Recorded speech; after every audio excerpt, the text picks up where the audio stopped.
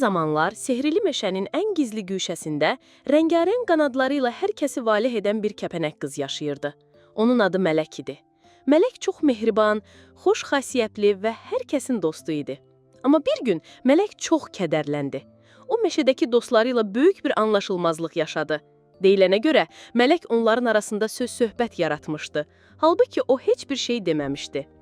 Kəpənək qız çox üzülüb qəzəbləndi, gözləri yaşla doldu, qanadlarını sıxı dızaqlaşdı. O andan etibarən Mələk meşənin dərinliyinə, kimsənin çatmadığı qaranlıq güşəyə çəkildi.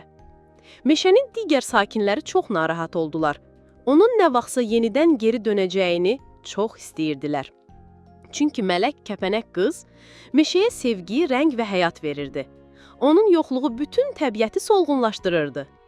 Bir gün kiçik bir arı balası cəsarət etdi və Mələkin yaşadığı qaranlıq yeri tapdı.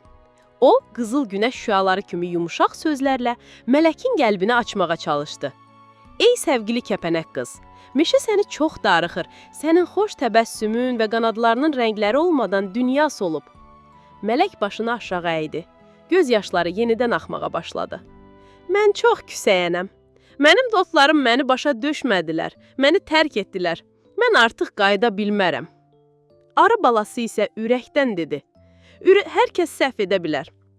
Amma dostluğu qorumaq, küslükləri barışdırmaq və sevgi ilə dolu qalmaq həyatda ən önəmli şeydir. Mələk uzun-uzadı düşündü və qərar verdi. O qanadlarını açdı, dərin nəfəs aldı və günəşin işığına doğru uçmağa başladı. Meşənin qapısında bütün dostları toplanmışdı. Mələyə görünən kimi hamı onu səmimi qəlbdən qarşıladı, üzr istədi və onu bağrına basdı. O andan sonra Mələk öyrəndi ki, bəzən qüsurları bağışlamaq və insanlara ikinci şans vermək ən böyük gücdür. Meşə bir daha nəinki rənglərlə, həm də sevgi ilə doldu. Nağılın sonu. Hər kəs səhv edə bilər, amma dostluğu qorumaq, küstələri barışdırmaq və sevgi ilə dolu qalmaq həyatda ən önəmli şeydir.